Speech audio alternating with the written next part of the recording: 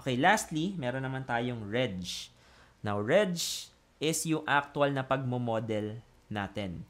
So, dito natin makikita yung A and B, which are the coefficient and constant ng line na na-generate natin. Kasi yung form ng line natin ay A plus BX. So, natatandaan nyo, yung line na na-generate natin, we expect it to be Y is equal to 2X. So, yung A dapat natin ay equal sa 0. Tama? At yung B dapat natin ay ma-expect nating 2. Kasi again, ang form niya ay A plus BX. Next, R is, as I've explained earlier, kung gaano siya kalapit into being a perfect line. Pero since perfect line naman yung na-plot natin, dapat yung R na may expect natin ay equal sa 1. Tama. Kapag naman meron tayong konting deviation ng mga data points from a line, yung R natin may expect natin to be 0.90 something. So, ganun siya. So, ano pa yung makikita natin sa reg? Yan, X hat and Y hat.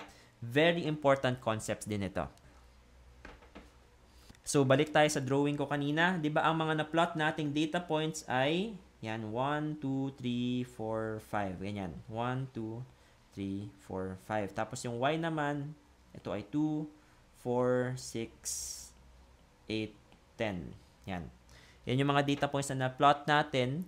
Yung X at Y hat, very important concepts kasi dito natin makukuha yung X coordinate given a Y value and vice versa. So what do I mean by that? Kapag meron tayong value outside ng data point, so let's say 4.5, using a calculator function, kaya natin ma-predict kung ano ba yung corresponding Y value niya. So ma-expect natin na ang sagot dito ay 9. At makukuha natin yun kapag ang tinype natin sa calculator ay 4.5 Y hat.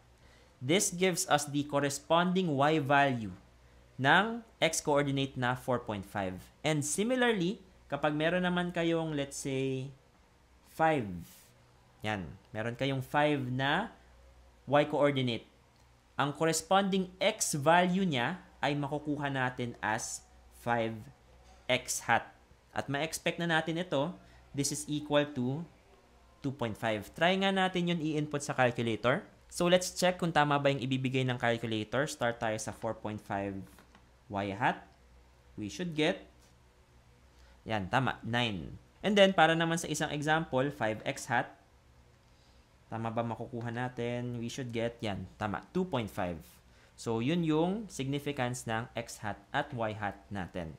So, yun lang naman lahat na magagawa nyo sa stat function. So, sana natulungan kayo ng video na ito. If you want more tips like this, subscribe kayo sa aming channel for more future videos. Thank you for watching.